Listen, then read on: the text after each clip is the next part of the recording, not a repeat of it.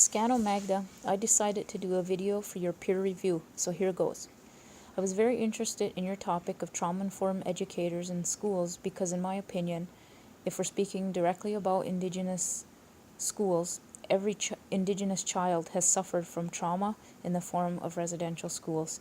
Teachers must be trained with proper methods to understand how trauma affects child development, as you stated in your abstract.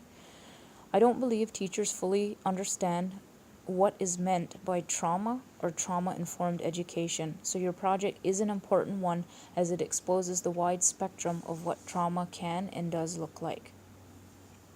I appreciated the fact that you shared your assignment on your webpage, as it makes a resource that I can share with my colleagues and return to myself. I thought you did a great job of pulling out the most important parts of all the articles you included in your assignment. I especially like that you included an article regarding preschool and trauma-informed culture. I found this article very informative, having a little person of my own.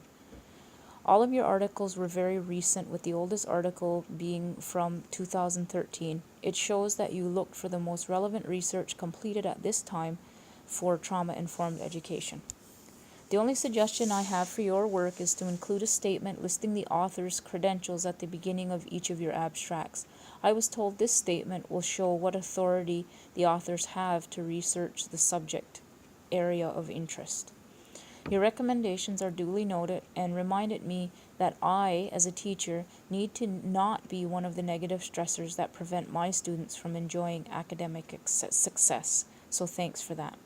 I also appreciated your themes, and I know I already said this about your articles, but I like that you included examples of the various forms of trauma.